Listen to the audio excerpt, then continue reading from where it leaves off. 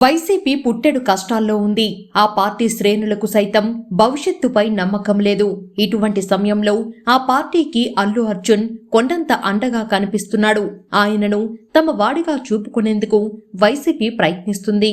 కష్టంలో ఉన్నవాడికి కొంచెమైనా సాయం దొరుకుతుందా అని ఎదురు చూస్తూ ఉంటారు. అటువంటి అవకాశం కోసమే వైసీపీ ఎదురు చూస్తుంది. సరిగ్గా ఇటువంటి సమయంలోనే జనసేన అతి చేస్తుంది. అల్లు అర్జున్ ఎపిసోడ్ను భూతత్వంలో పెట్టే ప్రయత్నం చేస్తుంది.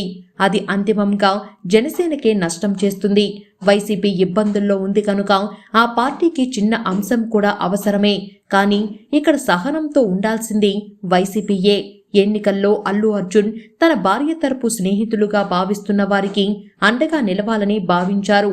అసలు ఆయన వైసీపీకి మద్దతు ప్రకటించలేదు. కానీ అటు వైసీపీ అడ్వాంటేజ్గా తీసుకుంది. ఇటు జనసేన సైతం ఇబ్బందిగా భావించింది. భూతద్దంలో పెట్టి చూసింది. జనసేన అంతులేని మెజారిటీ సాధించడంతో అల్లు అర్జున్ చేసిన వ్యవహారం చెడింది. తాజాగా అల్లు అర్జున్ మామ స్పందించడం, దానికి జనసేన ఎమ్మెల్యే బొలిశెట్టి స్పందించడం వైసీపీకి వరంగా మారింది. ఆ పార్టీ సోషల్ మీడియా గురించి తెలియంది కాదు. ఏమాత్రం అడ్వాంటేజ్ వచ్చినా వైసీపీ సోషల్ మీడియా విడిచిపెట్టదు. ఇది తెలిసి కూడా జనసేన శ్రేణులు అల్లు అర్జున్ విషయంలో అతి చేస్తున్నాయి. తన భార్య తరపు స్నేహితులు కనుక అల్లు అర్జున్ స్పందించారు.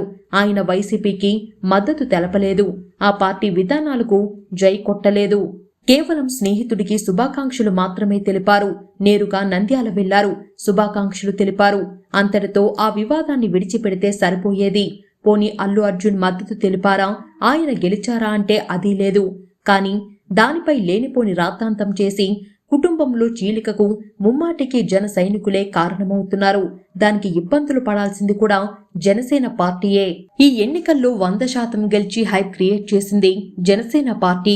ప్రత్యర్థులకు గుణపాఠం నేర్పింది. స్నేహితులకు సరియైన హెచ్చరిక పంపింది. ఇటువంటి సమయంలో మెగా కుటుంబంలో చీలిక అంటే అది ముమ్మాటికి జనసేనకు నష్టమే. పవన్ కళ్యాణ్ ఎన్నడూ తన స్టార్డమ్ను నమ్మలేదు. తన వెంట మెగా కుటుంబం వస్తుందని ఆశించలేదు.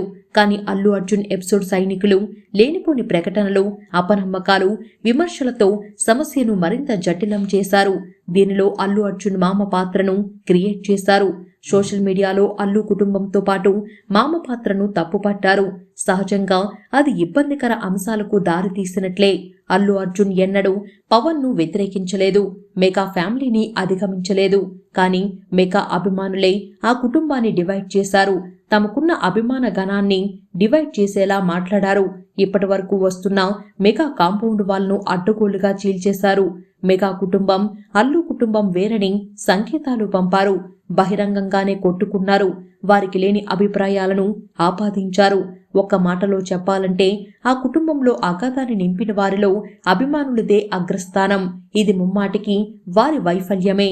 దీనినే వైసీపీ అడ్వాంటేజ్గా తీసుకుంటుంది.